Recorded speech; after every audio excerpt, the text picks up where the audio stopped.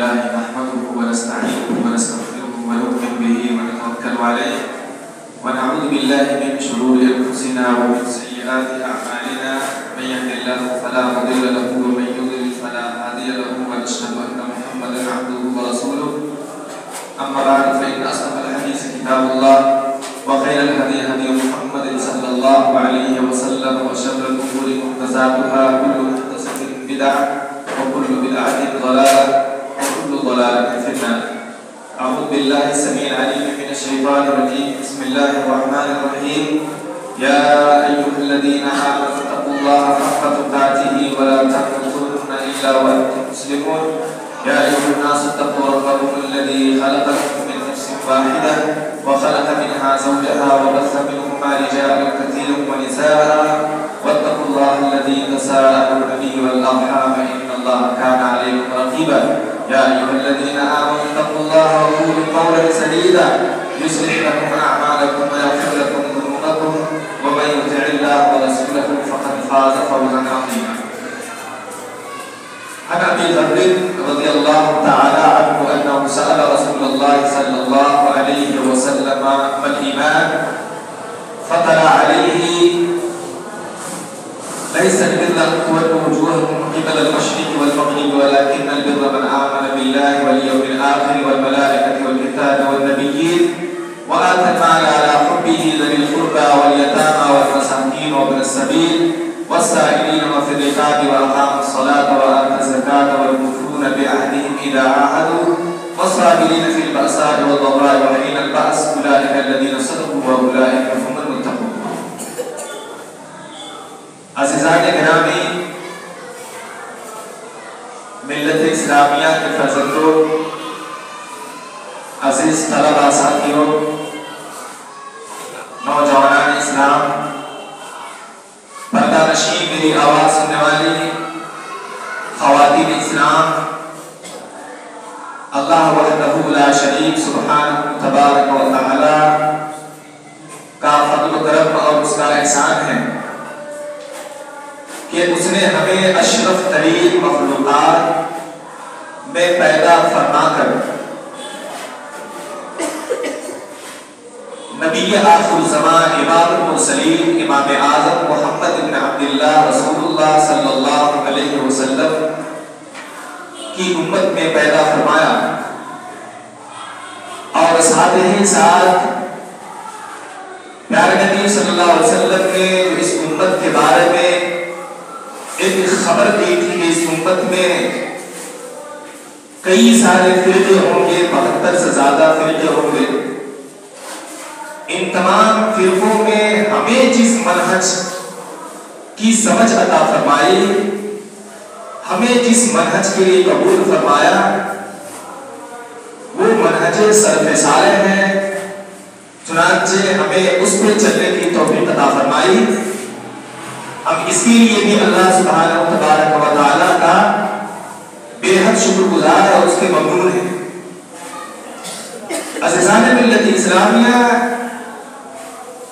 انسان اس دنیا میں چند رشتوں سے بنا ہوا ہے. انسانوں میں ذاتیں ہیں، انسانوں میں نسلیں ہیں، انسانوں کے رنگ بھی مختلف ہیں، ان کی قد و قامت بھی جدا ہے، بلکہ انسان کے کھانے پینے اڑنے پہننے کے ذوق بھی الگ الگ ہے. لیکن اللہ سبحانہ تبارک و تعالیٰ نے انسانوں کو آپس میں جڑے رہنے کے لیے جس رشتے اور جس تعلق کو مضبوطی سے پکڑے رہنے کی ترغیب فرمائی ہے، وہ صرف انسان کا اللہ کے ساتھ کس قدر کمٹمنٹ ہے، اللہ سبحانہ تبارک و تعالیٰ کے احکام کی کس قدر وہ فالو کرنے والا ہے اور اس کے اندر کتنی خدا ترسی ہے، اللہ سے کتنا ڈرنے والا ہے، اس کا باطن اللہ کے فرمان اور شریعت کے تابعداری میں کتنا بڑھا ہوا ہے. انسانوں کا صرف یہ کمٹمنٹ ہے، انسانوں کا صرف یہ التزام اور پابندی ہے جس کی بنیادوں پہ انسان کو آپس میں جوڑنے کے لیے کہا اور اسی کی فضیلت عطا فرمائی ہے. اور انسانوں میں جو نسلی لڑائیاں ہو سکتی ہیں، جو ذات پات پہ لڑائیاں ہو سکتی ہیں، رنگ و نسل پہ جو لڑائیاں ہو سکتی ہیں اس کے تعلق سے یہ فرمایا کہ دیکھنا اللہ سبحانہ تبارک و تعالیٰ کہ تمہارے صورت، تمہارے جسم، حتیٰ کہ جن جانور کو تم قربانی کرتے ہو ان جانور کے خون، اس جانور کا لہو، اس جانور کے چمڑے اور اس کے کھال نہیں پہنچتے. اللہ تعالیٰ تمہارے شکل و صورت کی طرف نہیں دیکھتا کہ تم گورے ہو یا کالے ہو. وہ چاہے تو حبشی کو بھی امام بنا سکتا ہے. سید عمر رضی اللہ تعالیٰ عنہ فرماتے تھے کہ بلال مولانا، بلال جو حبشے سے تعلق رکھتے تھے نسب و نسل کے اعتبار سے، عمر فرماتے تھے یہ ہمارے آقا ہے، ہمارے سردار ہے، ہمارے آقا اور ہمارے سردار ہے.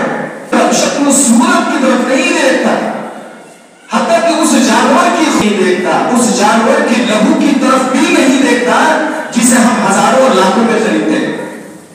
اللہ کو جو بات پہنچتی ہے وہ پہنچتی ہے ہمارے دل کی کیفیت، ہمارے دل میں تقویٰ، کتنا کام ہم نے اللہ تعالیٰ کے لیے کیا ہے، کتنا اس کے فرمان کی بجا آوری کے لیے یہ ساری باتیں پہنچتی ہیں. اسی بنیاد پر اللہ سبحانہ و تعالیٰ نے کہا دیکھو ذاتی نسلیں، ذات پات، یہ رسم و رواج، یہ رنگ و نسل اللہ کی نظر میں اس کی کوئی اہمیت نہیں ہے. ہاں تمہاری جان پہچان کے لیے ضروری ہے، تمہاری تشخص کے لیے ضروری ہے، تمہاری شناخت کے لیے ضروری ہے. ایک ہی قبیلے میں اگر بہت سارے لوگ ایک ہی نام کے ہو جائے تو وہاں پر ضرورت پڑتی ہے کہ ذات بھی گنوایا جائے، وہاں پر ضرورت پڑتی ہے کہ چھوٹا اور بڑا کہہ کے بھی پکارا جائے، وہاں پہ ضرورت پڑتی ہے کہ خاندان بھی کہہ کے پکارا جائے. یا ایھا الناس انا خلقناکم من ذکر و انثى وجعلناکم شعوبا وقبائل لتعارفوا ان اکرمکم عند اللہ اتقاکم. آقا مدینہ، تاجدار مدینہ محمد مصطفیٰ مرتضیٰ محمد بن عبداللہ رسول اللہ صلی اللہ علیہ وسلم نے 1,44,000 مجمع صحابہ، دنیا کی سب سے بڑی کانفرنس جس پہ سوچ بوجھ رکھنے والے لوگ موجود تھے، وہاں پر پیارے نبی صلی اللہ علیہ وسلم نے پوری امت کی طرف، پوری انسانیت کی طرف اپنے صحابہ کو بھیجتے ہوئے جو اپنے آخری خطبہ حجۃ الوداع میں جو پیغام دیا تھا وہ پیغام یہ دیا تھا کہ دیکھنا کہ کسی عربی کو عجمی پہ کوئی فضیلت نہیں ہے، کسی عجمی کو کسی عربی پہ کوئی فضیلت نہیں ہے. فضیلت کی بنیاد اگر ہے تو انسان کا اپنا کرتوت اور انسان کا اپنا کام ہے. اور فرمایا من ابطا به عمله لم يسري به نسبه، جس کا کام اس کو پیچھے چھوڑ جائے، شریعت کی جس کی پابندی اس کو پیچھے چھوڑ جائے، جس کے اندر خدا اور اللہ کے رسول صلی اللہ علیہ وسلم سے شریعت کی پاسداری جس کے پاس نہیں ہے، شریعت کی عزت جس کے پاس نہیں ہے، شریعت کے مڑ اور مانیتا جس کے پاس نہیں ہے، انسانی بنیادی اخلاق سے جو بے بروبر ہے، انسانی بنیادی اخلاق سے جو کھوئے ہیں، جن کو مسلمان بننا تو بھول کی بات پکا پکا موٹا موٹا انسان کی نہیں بتا رہا ہے کہ اس کا حسب و نسب، اس کا فیملی، اس کے باپ اور خاندان کے اچھے سے نام، اس کے باپ اور خاندان کے اچھے سے عہدے اور اس کا رنگ کالا یا گھوڑا چھوٹا موٹا ہونا کوئی فرق نہیں رکھتا. اس خطبے میں فرمایا تھا دنیا میں ہزاروں نیتا دیکھے ہیں، ہزاروں قسم کے قائدین دیکھے ہیں، ہزاروں قسم کے اسپیچ دینے والے لوگ دیکھے ہیں، بھاشن دینے والے دیکھے ہیں، لیکن دنیا کا مجھے کسی ایک قائد کا، کسی ایک لیڈر کا نام بتائیے جس نے آتے ہی اپنے ایجنڈے میں، اپنے الیکشن اور انتخاب کے ایجنڈے میں اس بات کا اعلان کیا ہو کہ آج کے بعد سے رنگ و نسل کے نام پر کوئی تمیز نہیں ہے. سڑکیں بنائیں گے، اسکول بنائیں گے، تعلیمی وکاس کریں گے، مجبور اور بے بس لوگوں کے حقوق اقدار کی بات کریں گے، یہ ساری باتیں ایجنڈے میں ہوتی ہیں.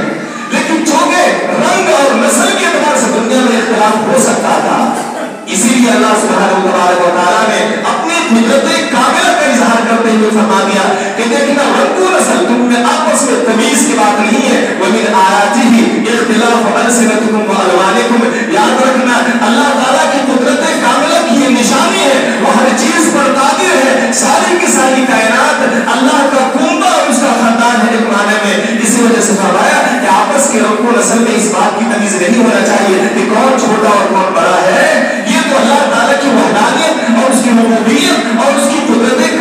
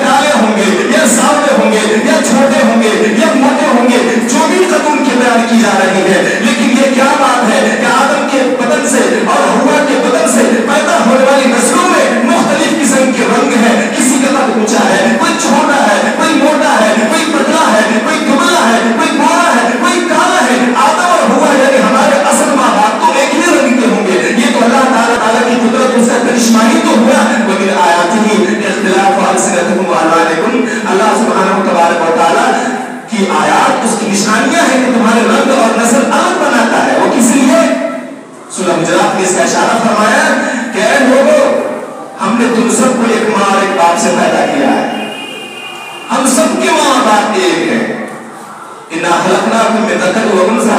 लेकिन याद रखना, एक माँ बाप से है बहुत सारी नस्लें हो सकती हैं, कई सारी औलाद हो सकती है, किसी का कद छोटा मोटा हो सकता है, रंग के एतबार से भी अलग हो सकते हैं। इसी वजह से क्या किया, वजअलनाकुम शुऊबन व क़बाइला, हमने तुम्हारे मुख्तलिफ खानदान बनाए हैं, नस्लें बनाई हैं, दुनिया को कई बर्रे-ए-आज़मों में तक़सीम किया है। हर मिट्टी की खासियत अलग है और उस मिट्टी पे जन्म लेने वाले इंसान का रंग भी अलग है। पहाड़ी है तो उसका रंग कुछ और है, अफ्रीका के सहारा और डिजर्ट में रहता है उसका रंग कुछ और है, सब कंट्री में अफ्रीका में रहता है उसका रंग कुछ और है।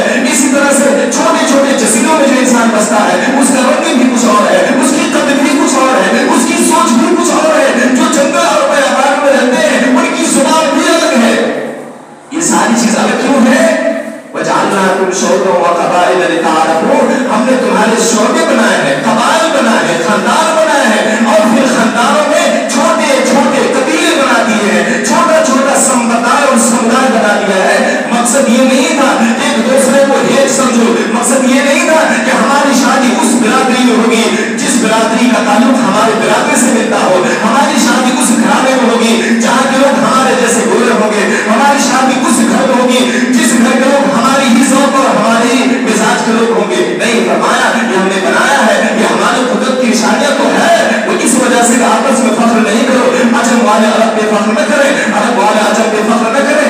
इल्मी मैदान में, तहकीक और बहस के मैदान में जो भी मेहनत करेगा उसको उसका रिजल्ट मिलेगा, वो मुसलमान हो चाहे गैर मुस्लिम हो। अल्लाह सुब्हानहू व तआला ने इस दुनिया में कामयाबी बकदरे एफर्ट रखा है। जो शख्स भी इस जहां में जितनी मेहनत से कोशिश करेगा वो मुसलमान है कि गैर मुस्लिम है, मुर्तद हो, मुल्हिद हो, जिंदीक हो, काफिर हो, ईसाई, दुनिया का कोई शख्स हो, मेहनत करेगा उस मेहनत का उसको फल मिलेगा। मेहनत का और फल का ताल्लुक ईमान और इस्लाम से नहीं है।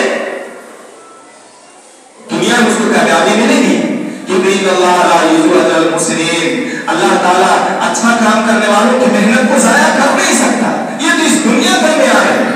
हसब व नसब जात पात का कोई सवाल ही नहीं था, बनाया गया था एक दूसरे के तारुफ के लिए, जान पहचान लेने के लिए, एक दूसरे की जान पहचान भी है और इस बात की खबर भी मिल जाए कि ये अल्लाह ताला की कुदरत है, उसका करिश्मा है कि एक माँ और एक बाप से, यानी सिंगल कलर से मल्टी कलर्स भी उसको बना दिया है। लेकिन मेरे भाई बुजुर्गों दोस्तों, हुआ ये की बातों को, नस्लों को, रंग को हमने तमीज की एक बात बना ली है, तफरीक की एक वजह बना ली है, तफरीक की वजह बना ली है। मेरे भाई बुजुर्गों दोस्तों, इसी तफरीक की वजूहात में, जात पात की वजूहात में, छोटे बड़े की उम्र के फर्क में, हमारे समाज और माशरे में कई तबकात हैं जिनके हुकूक हम आए दिन मार रहे हैं। कई तबकात हैं जिनके हुकूक हम आए दिन मार रहे हैं। एक तो मैंने आपको इशारा किया जात पात के नाम के ऊपर। इस्लाम जात पात को उस एतबार से मानता ही नहीं है जिसकी बुनियाद पर कोई फर्क किया जा सके। जात पात इटसेल्फ अपनी जात में कोई मेरिट नहीं है, जात पात अपनी जात में कोई फजीलत की चीज नहीं है। ये तो जहां है वहां है, जहां चार जात और जातीय व्यवस्था है, जहां पे कई सारे वर्ग हैं, जहां पे इंसान 7 मरतबा नहीं 1000 मरतबा जन्म लेकर भी दूसरे समुदाय में नहीं पैदा हो सकता। लेकिन इस्लाम तो कहता है अगर किसी के अंदर शिर्क है, बिदअत है, खुराफात है, तौबा करके आए तो अंसार मुहाजिरीन का आका भी हो सकता है। कल जो बुत का पुजारी था, कल जो बुत बनाकर उसको खाया जाता था, अगर वो तौबा करके इस्लाम की दौलत से मालामाल हो जाता है तो सादिक़ून अव्वलीन में से होगा, वाशरा मुबश्शरा बिल जन्नह में से होगा। रसूलुल्लाह सल्लल्लाहु अलैहि वसल्लम ये फरमाएंगे कि साद मेरे माँ बाप तुम्हारे ऊपर कुर्बान है। अगर कोई शिर्क से तौबा करके इस्लाम के दायरे में आता है तो रसूलुल्लाह सल्लल्लाहु अलैहि वसल्लम कहते हैं कि तेरे माँ बाप तेरे ऊपर कुर्बान है। अंबिया ये कह देते हैं अपनी उम्मती के ऊपर, क्यों? क्योंकि शिर्क से तौबा करके इस्लाम के दायरे में आया है। इससे बड़ी दौलत कुछ हो नहीं सकती। ये झगड़ा छोटी छोटी बातों को बदल नहीं हो सकता।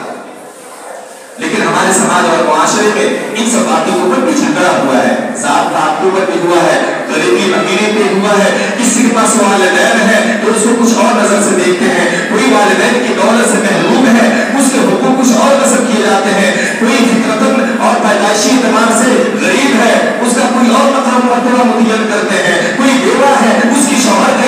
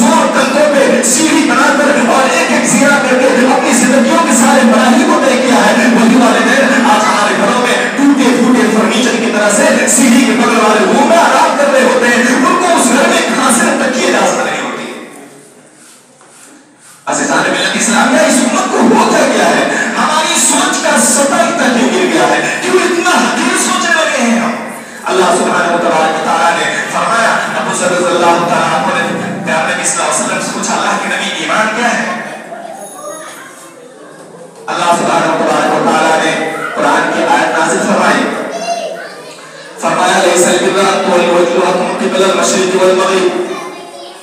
فرمایا کہ مکمل نیکی صرف اس بات کا نہیں ہے کہ تم نمازوں میں اپنا چہرہ مشرق کی طرف کرتے ہو کہ مغرب کی طرف کرتے ہو. مکمل نیکی یہ نہیں ہے، مکمل اسلام یہ نہیں ہے کہ تمہارا نماز میں چہرہ کدھر ہوتا ہے. مکمل اسلام یہ نہیں ہے کہ تم اپنے ڈائریکشن کے اوپر جھگڑے کرو، اپنے قبلے کے اوپر جھگڑے کرو.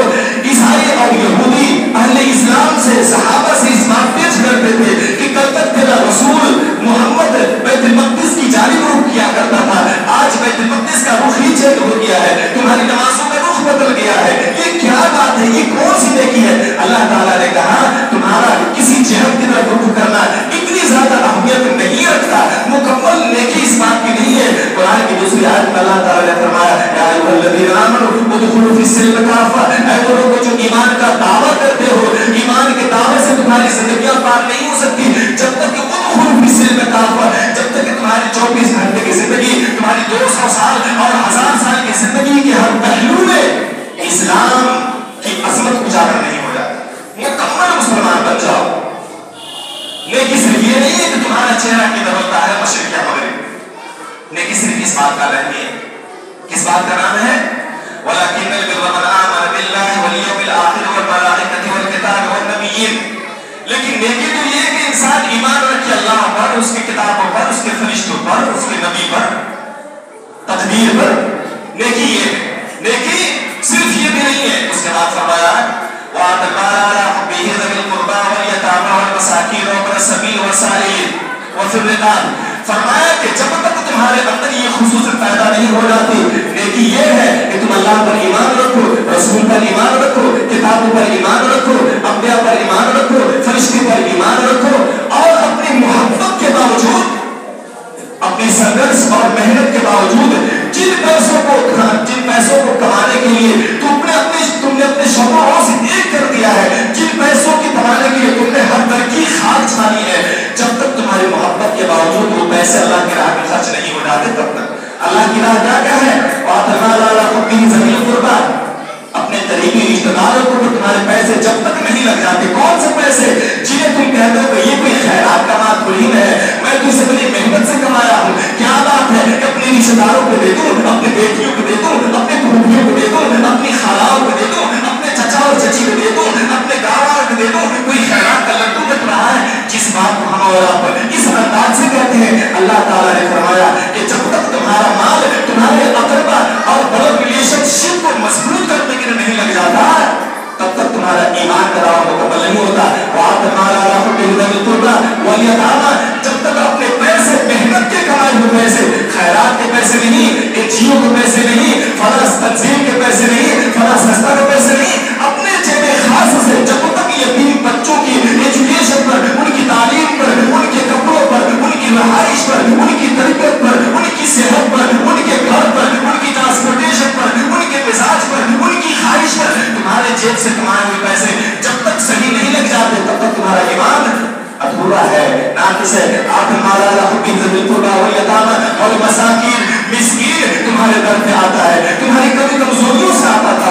اگر تم نے زکات کو صحیح تناسب سے نکالا ہوتا، اگر تم نے زکات کے بعد صدقہ صحیح انداز سے کیا ہوتا، اگر تم نے انفاق کیا ہوتا، اگر تم نے زمینیں وقف کی ہوتی تو یہ تم بچوں ان زمینوں پہ آباد ہوتے، مدارس ان اداروں کو زمینوں پہ قائم ہوتے، مساجد ان زمینوں پہ قائم ہوتے، اسلامی ادارے ان زمینوں پہ قائم ہوتے. اگر تم نے دار دیوار بنا کر، عمارتیں بنا کر اس کو مدرسے اور مسجدوں کے لیے وقف کر دیے ہوتے تو آج مدرسے اور مسجد کے علماء کو تب کی خاک چھان کر بھیک نہیں مانگنا پڑتا. تمہارے بچے پڑھتے ہیں، تمہارے پیسے لگنا چاہیے. دنیا کے NGO، دنیا کی سنستھا پر انسان کیوں بھروسہ کرے؟ ہم اپنے بچوں کو دنیا کی اسکول میں پڑھائیں گے، مرغہ سے بڑا فیس دیں گے، مدرسوں کی نوبت آئے گی، مساجد کی نوبت آئے گی کہ جو مولوی یہاں پہ تعلیم ملے گا وہی چندہ بھی کرے، جو پڑھائے بھی وہی چندہ بھی کرے. ہمارے اور آپ کے کھیت میں اگر کوئی مزدور جاتا ہے تو شام ہونے سے پہلے اس کی مزدوری اس کے ہاتھ میں دیتے ہیں. لیکن مدارس اور مساجد ایسی صورتحال سے گزر رہے ہیں کہ یہاں پڑھانے والا پڑھائے بھی، ہمارے اور آپ کے بچوں کی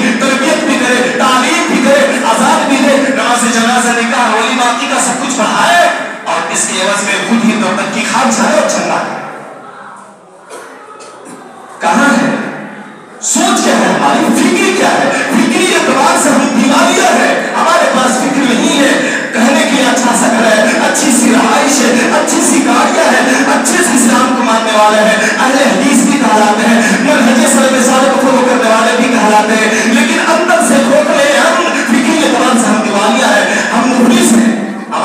कुछ भी नहीं है।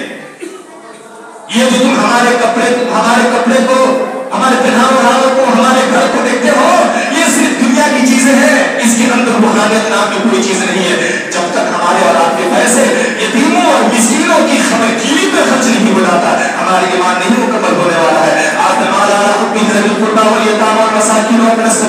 मुसाफिर है, कहीं किसी का रास्ता गुम हो गया, किसी का पर्स चोरी हो गया, किसी के पैसे गुम हो गए, किसी की गाड़ी छूट गई, किसी ने उसको धोखा दे दिया, वहां पर भी हमको पैसे लगा रहा है। वसाइल और मांगने वाले को जो भी हमारे घर पे आता है, जब तक ये 5-6 जो लोग हैं, जब तक यहाँ पर हमारे पैसे नहीं लग जाते, तब तक हम मुकम्मल मुसलमान कहलाने के लायक नहीं है, तब तक हमारा ईमान और इस्लाम मुकम्मल नहीं है। आप इस आयत से इस बात का अंदाजा लगाइए कि इस्लाम ने ईमान के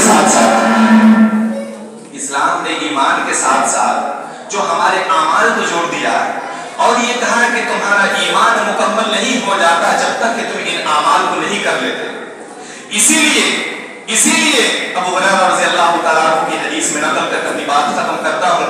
अबू हुरैरा रज़ियल्लाहु तआला अन्हु फरमाते हैं कि सहाबा रज़ियल्लाहु तआला अन्हुम की जमात एक मजलिस में मौजूद थी। प्यारे नबी सल्लल्लाहु अलैहि वसल्लम ने फरमाया, अतदरून मन मुफलिस, ऐ सहाबा की जमात, क्या तुम्हें पता है कि मुफलिस किसे कहते हैं?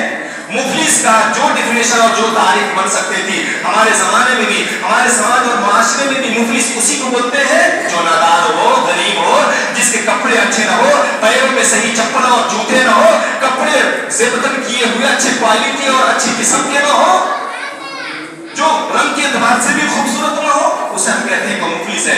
सहाबा रज़ियल्लाहु तआला अन्हुम ने, और डिक्शनरी की ज़बान यही है कि मुफलिस किसे कहते हैं कि जिसके पास दिरहम और पैसे ना हो। सहाबा रज़ियल्लाहु तआला अन्हुम ने कहा, तालू अल-मुफलिस फीना मन ला दिरहम वला मता, हम तो मुफलिस उसी को कहते हैं जिसके पास पैसे ना हो, जिसके पास रहाइश ना हो, जिसके पास जिंदगी से लुत्फ़अंदोज़ होने के वसाइल ना हो। प्यारे नबी सल्लल्लाहु अलैहि वसल्लम ने कहा, नहीं, ये डिक्शनरी में तो है, अरब की ज़ुबान में तो है, दुनिया की लुगत में तो है कि मुफलिस उसे कहते हैं जिसके पास पैसे ना हो। लेकिन याद रखना अल मुफलिसु इन्नल मुफलिसा मिन उम्मती, मेरी उम्मत के मुफलिस वो होगा, याती यौमल क़ियामति बिसलातिन व सियामिन व ज़कातिन, कल क़यामत के रोज नेकियों का अंबार लेकर आएगा, हुकूकुल्लाह अदा करने की वजह से नेकियों का ज़ख़ीरा लेकर आएगा, नमाज़ें बहुत पढ़ी होंगी, ज़कात के उसके पास सवाब भी होंगे, रोज़े के सवाब भी होंगे, लेकिन वो आएगा इस हाल में, किस हाल में आएगा? वो इस हाल में आएगा कि उसने किसी का माल खाया होगा, क़द शतम हाज़ा व क़ज़फ़ हाज़ा व कलम हाज़ा व सफ़क दम हाज़ा व ज़रब हाज़ा, उसने किसी को मारा होगा, किसी को गाली दी होगी, किसी की चुगली खाई होगी, किसी को तोहमत लगाया होगा, किसी का खून बहाया होगा, किसी का माल नसब किया होगा। इस हालत में जब वो आएगा तो प्यारे नबी सल्लल्लाहु अलैहि वसल्लम फरमाते हैं, जब वो यहाँ पर आएगा तो उसकी नेकियां उन लोगों को दे दी जाएगी जिनका मुकद्दमा इस शख्स के ऊपर होगा। हम नमाज लेकर जाए, हम ज़कात लेकर जाए, हम रोजे लेकर के जाए, लेकिन जब तक हमारे हुकूकुल इबाद, बंदों के जो ताल्लुकात हैं मजबूत नहीं हो जाते, तब तक हमारी नेकियां, हमारा हक, हमारे रोजे, हमारी नमाज सब उस शख्स के होंगे जो मजलूम है। अरे दुनिया में आपने सिफारिश करके वकीलों की मदद से, अदालत के फैसले से, पैसे, रिश्वत और सूद से इस दुनिया के मुकद्दमात को जीत सकते हैं, लेकिन अल्लाह ताला के नहीं। वहां तो हुकूकुल्लाह की, हुकूकुल इबाद की इतनी बड़ी अहमियत है कि प्यारे नबी सल्लल्लाहु अलैहि वसल्लम ने कहा, जो शहीद जिसने अपना लहू इस दुनिया में बहाया, अपना तिलबी लहू यहाँ पर बहा दिया है, वो शख्स भी जब क़यामत में जाएगा और उसके ऊपर अगर किसी शख्स का एक पैसा भी कर्जा होगा तो वो माफ नहीं होगा। युग़फ़रु लिशहीदिन कुल्लु ज़ंबिन इल्ला ad-dayn, कर्जे माफ नहीं होते, हमको इस जहां में माफ करवा के जाना है। कुरान मजीद में अल्लाह ताला ने इरशाद फरमाया, वफ़ी अम्वालिहिम हक़्क़ुल लिस्साइल वल महरूम, हमारे और आपके दौलत में जिसे हम बड़ी मेहनत से कमाते हैं उसमें साइल और महरूम लोगों का हक है, बाय डिफॉल्ट उसमें हक है। दुनिया का कौन ऐसा संस्था है, दुनिया और मुल्क है जिसने अपने दस्तूर के और जिसने अपने संविधान के हर चैप्टर में गरीब गरीब लोगों के हुकूक की बात की। कुरान मजीद में कौन ऐसी सूरह है जिस सूरह में गरीबों और यतीमों की, इसी तरह से गांव और समाज के जो पीड़ित वर्ग है उसके हुकूक की बात नहीं की गई है। हर सूरह में इस बात का जिक्र है, तुम्हें वालिदैन के साथ हुस्न सलूक करना, तुम्हें यतीमों के सर पे शफकत का हाथ फेरना, तुम्हें मुतल्लका और बेवा औरतों का ख्याल करना, तुम्हें मुसाफिर का ख्याल करना, तुम्हें यतीम बच्चों के साथ करना, तुम्हें ज़ईफ और कमजोर लोग हैं उनके साथ अच्छी खबरगिरी इयादत करना, उनकी खबरगिरी करना, उनका मदद करना। कुरान मजीद की शायद कोई ऐसी सूरह हो जिसमें इन पीड़ित वर्ग के लोगों के हुकूक और अधिकार की बात नहीं की गई। कुरान आया ही था हमको उन लोगों के ताल्लुक से सचेत करने के लिए कि ज़माने जाहिलियत में जिनको हुकूक मारे जा रहे थे वहां पर औरतों को वरासत में जारी कर दिया जाता था। इस्लाम आया तो औरतों को समान वरासत नहीं बल्कि औरतों को इस बात की गारंटी दिलाई। आप कुरान मजीद पढ़ते जाओ, अगर आपने कुरान पढ़ा है उसका तर्जुमा पढ़िए। कुरान में कोई भी ऐसा मसला नहीं है जो इतनी लीती और इतनी तफसील के साथ बयान किया गया हो जितना कि वरासत। कोई भी मसला नहीं है।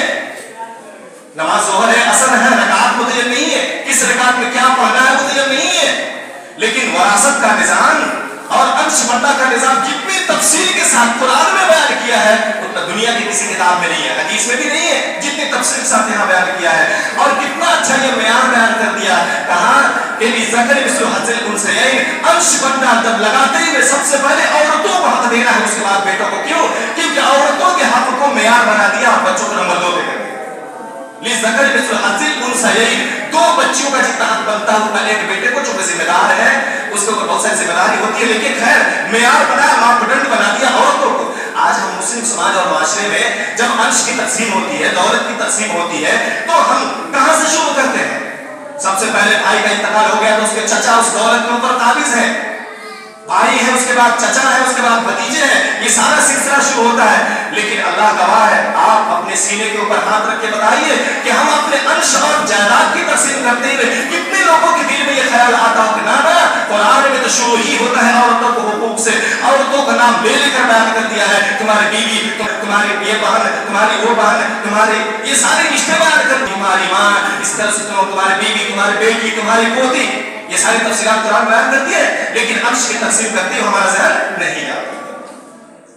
नहीं जाता।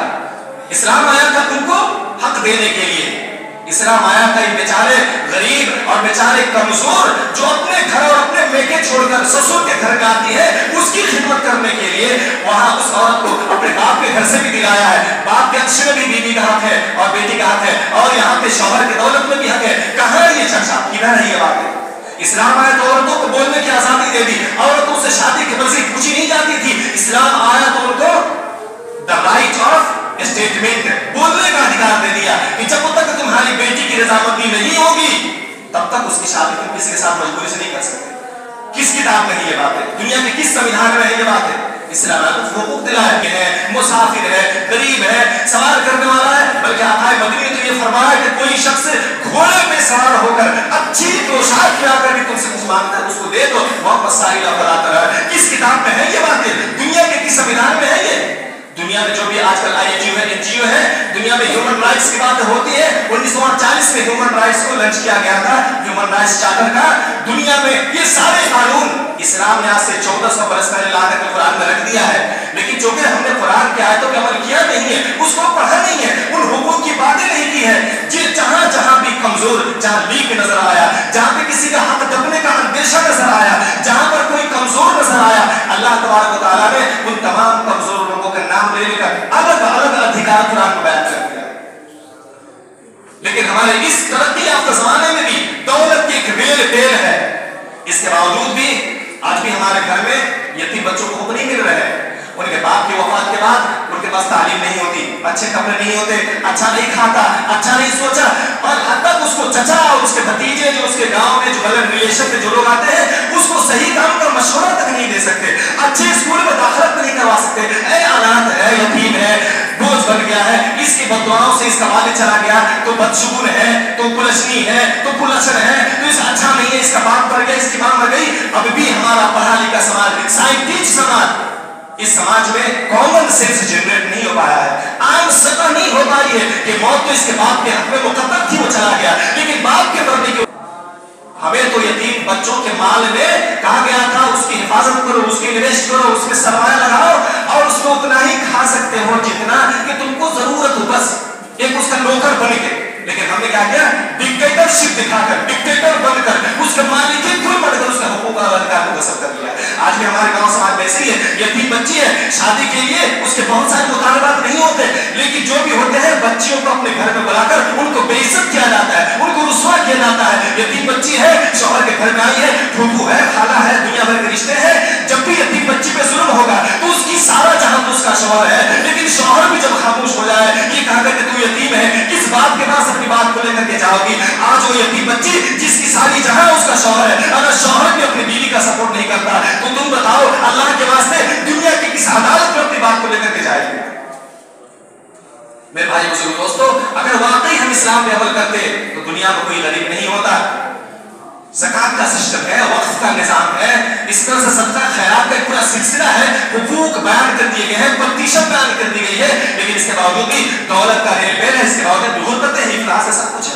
प्यारे नबी सल्लल्लाहु अलैहि वसल्लम से एक सहाबी ने पूछा, अय्यु सदक़त आज़म अजरन, अल्लाह के नबी सबसे ज्यादा किस सदक़े में हमको सवाब मिलता है? प्यारे नबी सल्लल्लाहु अलैहि वसल्लम ने कहा, अंत तसद्दक़ व अंत सहीहुन शहीहुन तख़शल फ़क़र व ताक़ुल ग़िना। देखो इस हालत में जब तुम सदका करोगे, उस हालत में जब तुमको माल की लालच भी होगी और गरीबी से डर भी रहे होगे और तंदुरुस्त भी होगे और उस माल का लालच भी तुम्हारे अंदर होगी, इसके बावजूद भी अगर तुम सदका करते हो तो इसका मकाम मर्तबा सबसे ज्यादा है। खर्चा करते हो इंसान अपनी जेब की तरफ देखता है, अपनी मेहनतों की तरफ देखता है, लेकिन अल्लाह ताला ने इस जहां में जो सरमाया रख दिया है, जो पैसे रख दिए हैं, जो रिस्क रख दी है, उसको आंखें दी है, उसको पैर दिया है, उसके हाथों में बाजू दी है, उसको एजुकेशन और तालीम की दौलत से मालमाल किया है, ये सारा फ्री ऑफ कॉस्ट हमको जमीन में मिलता है। यहाँ पानी फ्री का है, सूरज की रोशनी फ्री की है, हवा और ऑक्सीजन फ्री की है। दुनिया और कायनात की जो कीमती चीज है वो बिजनेस कॉमर्स में नहीं आती, वो इकोनॉमिक्स में नहीं पढ़ाया जाता, क्योंकि दुनिया उसको खरीद नहीं सकती। अल्लाह ताला ने ये सारी चीजों को फ्री में दी है, लेकिन किसी को दो पैसे देते वक्त, गरीबों के हुकूक का पालन करते वक्त, अदा करते वक्त हमको अपनी मेहनत की याद आ जाती है। हम तो बड़ी मेहनत से इसको कमाया है। मेरे भाई बुजुर्ग दोस्तों, जब तक ये लालच हमसे जुदा नहीं हो जाती और जब तक हमारी फिक्र सही नहीं बन जाती, जब तक हम इंसान को इंसान समझना शुरू नहीं कर देते, वो यतीम है, गरीब है, काफिर है, मुश्रिक है, मुर्तद है, उससे मतलब नहीं है, वो इंसान है, उसको इंसान का हुकूक इस्लाम ने दिया हुआ है। एक यहूदी का जनाजा जा रहा था, प्यारे नबी सल्लल्लाहु अलैहि वसल्लम खड़े हो गए।